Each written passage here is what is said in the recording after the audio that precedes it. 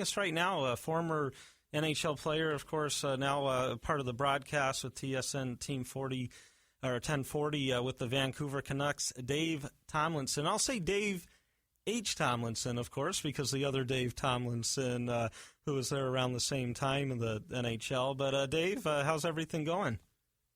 It's going very well, thanks. Yeah, I get confused with the other Dave Tomlinson. He spells his name with an H. T-H-O-M, mine's T-O-M, and H is the middle initial, so even more confusing. But, yeah, I was a one-time Winnipeg Jet, and now I've transferred my skills into broadcasting, and I do the color commentary for the Vancouver Canucks. So I've been to Glendale quite often and seeing the Canucks face off against the Arizona Coyotes. Yeah, no, it's always a lot of fun out here, when the Canucks come to town. And obviously, 2 years ago, the Canucks got in a playoff spot. In my opinion, I thought maybe overachieved a bit with the roster they had. Last year, though, they went down a little, that struggle again.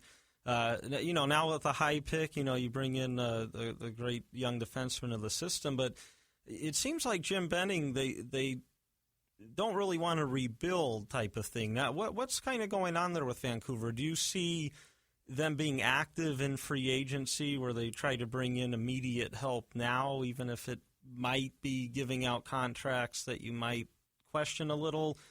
Or is it maybe a retool where they look at the trade market, try to, maybe bring in some other young players? How do you see things kind of playing out? Well, the Canucks, from ownership on down, local ownership, the Aquilini family from Burnaby City, just outside of Metro Vancouver. They want their team to win. They want their team to make the playoffs, and they also want to get younger. So those are hard things to do all at once. The season you talked about 2 seasons ago, Willie Desjardins' first year, they did make the playoffs. They saw Calgary in the first round. They had a better team on paper and thought they could get by Calgary. That didn't happen. Last season, this past season, was a step backwards. Injuries took the team out of its rhythm. Some key guys went down. New acquisition, Brandon Sutter was hurt, and their mainstay on defense, Alexander Edler. Those 2 guys went down in the same game, and the Canucks just didn't have the depth to recover throughout the end of the season. They had a lot of young guys in the lineup, and with young guys, there's going to be growing pains, and there was that. It was a travel-heavy schedule for the Canucks the first 30 games of the year, and they never recovered, never got their footing, missed the playoffs, then kind of lost out in the draft lottery because the percentages would have put them third. They dropped to fifth. And they still want to, as you said, add to their group and be competitive. So they will be active in the free agent market. Louis Eriksson is a guy that they've targeted. He's a player that would mesh lovely with Henrik and Daniel Sedin. The Sedins have a couple more seasons under contract, and they're still the offensive engine for Vancouver. And then the local boy, Milan Lucic, the former Vancouver Giant, former Boston Bruin, and LA King, who's now a free agent and is open to have teams talk to him. And Jim Benning knows him.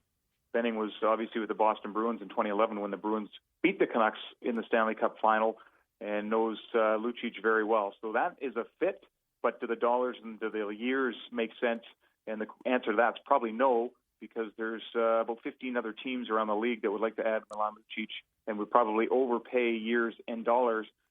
And so the Canucks are going to have to be up against some healthy competition there. Oh, yeah, absolutely. And, and speaking, of Lucic, even though, in the prime, still in his 20s, sometimes, not all cases, but the type of game he plays, power forward, once maybe you hit the early 30s, even though you still should be in your prime, sometimes maybe it goes a little down, because all the bumps and bruises you take, perhaps. And do you think that's something that could come into play with a guy like Lucic or a David Backes, who, still fantastic players right now, but teams might be a little more leery on players like that, on giving out the 5-6 year deals because of worry that maybe their bodies won't hold up as much? I'd say absolutely. I think that any general manager that is trying to secure Lucic, Backes, would probably realize that the back 2 years of a long-term contract deal aren't ones in which he's going to be making the impact to the dollar. So you try to structure that contract so he's getting more of his money in the first couple of years, maybe some trade protection in the first couple of years, so that you get the best out of the player for the first couple of years. And then if you're looking to build and hit a home run and have things come together and have some success, then you get the best out of that free agent signing over those years. Vancouver specifically, they haven't quite formed a succession plan for Henrik and Daniel Sedin. So if they want to continue to be a win now and get younger players into the lineup at the same time, they're probably going to have to overpay to get a player to come in if it's an Eriksson or it's a Lucic. And again, then the latter years of that contract, you kind of just have to grin and bear it.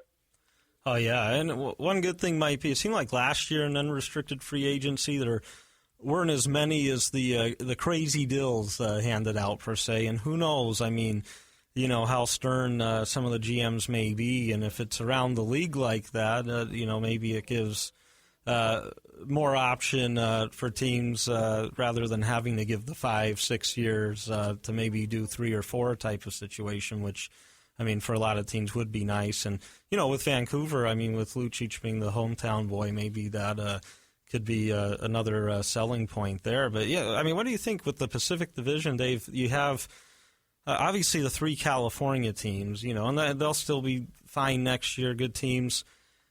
But then you look you know, Calgary also had the kind of the rough year last year, but, you know, with all their young players and their back end, and we'll see how Brian Elliott will do there. They're on the way back up. Edmonton, you know, if they can get a defenseman finally, you know, they should be on the way back up with all that talent.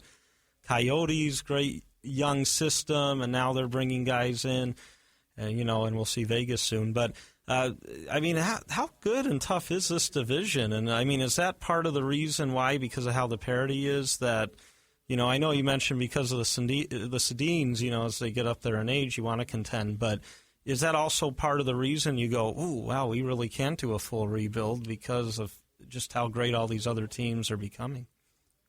So, yeah, the problem there is the California teams haven't taken a step back at all. And then you've got the teams like Calgary and Edmonton, where Vancouver is getting a lot of their points from during the regular season. They've strengthened. Calgary solved their goaltending with Brian Elliott. They've got a new coach in Glenn Gulletson, who was the assistant coach in Vancouver the last couple of seasons, so he's going to know Vancouver inside and out. The Flames are going to be tough to deal with, and there's always been some healthy rivalry games between those two stemming back to 2 years ago in the playoffs. And then Edmonton, they got the goaltender that they wanted, and Talbot still didn't have a back end that they were proud of, and they're still looking to try to get that defenseman. And you expect that they're going to make a deal to get a defenseman. They feel they've got the inside track money-wise on Milan Lucic, and that would add to a power forward role for the Oilers that they've been trying to fill with a bunch of different guys over the years and have failed to do so. And, I mean, the Oilers, you know, they finally go back in a draft lottery instead of move up to get the first overall pick. And then what happens draft day? They get Pajärvi drop right into their lap, another skilled two-way finishing Finn who can play the left side. And, again, a bevy of young players for Edmonton to choose from. Yeah, no, of course, that gets to happen to Edmonton. And, yeah, I mean, with all those forwards, you know, we'll see what defenseman they can get in a trade, you know, in terms of getting a top pairing guy. I mean, obviously they don't grow on trees, but they definitely have the assets there. And, of course, we're speaking with Dave Tomlinson, broadcaster, color commentator, TSN 1040 there in Vancouver for the Vancouver Canucks. And, you know, Dave, looking at the Canucks in general, the NHL club, and then also what they have coming up through their system, is there anyone maybe that stands out to you as maybe someone that, and perhaps it could be a young player that maybe isn't talked about as much, that you think has, you know, another level or so that they can go to really kind of help the team out moving forward? Well, there's a wild card player who came and joined the team at the end of the season, but Trampkin, big Russian defenseman, about 6'6", and a real good skater. And honestly, he played maybe a handful of games with the Canucks after coming over, finishing his KHL season over in Russia. And I didn't see him get knocked off his feet once. I mean, here was a big, sturdy defenseman who could play well. You know, struggles with the English language. First time for him playing in North American ice dimensions, and yet was solid. Was knocking guys over, not just off the puck, but over. And you know, for someone to get just dropped into a poor Canuck team really fared quite well. And so that's a young defenseman I don't think anybody else really knows about unless they played against him in the last 10 or 12 games of the season. So Tramkin's going to be a name that if he comes to camp in shape, could just be dropped right into the top 6. Obviously, the trade for Gudbranson adds size for the Vancouver Canucks. And then for big-name guys, well, they're really pinning their hopes on Thatcher Demko, just a standout goaltender for the Boston College Eagles, who signed a contract, is going to turn pro. He won't start in Vancouver. The Canucks are set in goal with Jacob Markstrom and Ryan Miller, but he will get the bulk of the starts down in Utica. And, he is really who the Canuck fans are excited to get. If you can have him under his rookie contract, be the starter in a couple of seasons for Vancouver, that just alleviates some cap room for you, and hopefully they can use that money to bring in some scoring. That's the biggest weakness right now for the Canucks. They don't know who's going to put the puck in the net for them. And the other player, the up-and-comer, Brock Besser, who just finished the standout season at North Dakota, won the national championship, he's going back to North Dakota. He's not going to turn pro, so they're going to have to wait another year to get that finisher, and again, might have to find that in free agency. Oh, yeah, absolutely. And it's a great time right now, especially for hockey fans out there. Free agency coming up, and will, of course, be a lot of trade talk going on around the National Hockey League. And there's like many Christmases throughout an NHL season or even after a season. Draft time, free agency, of course, the Stanley Cup final, NHL playoffs in general, training camp, start of the regular season, the trade deadline. There's just so many great things, and then the World Cup of hockey we'll have again coming up, and so very fun time. And Dave, it was great to speak with you. We'd love to have you on again, especially throughout the year when the Coyotes and Canucks get together. We could do some previews of those games and things along those lines. And do you have a Twitter or anywhere some of the fans may be able to follow you? Absolutely. My Twitter handle is @DTSN1040.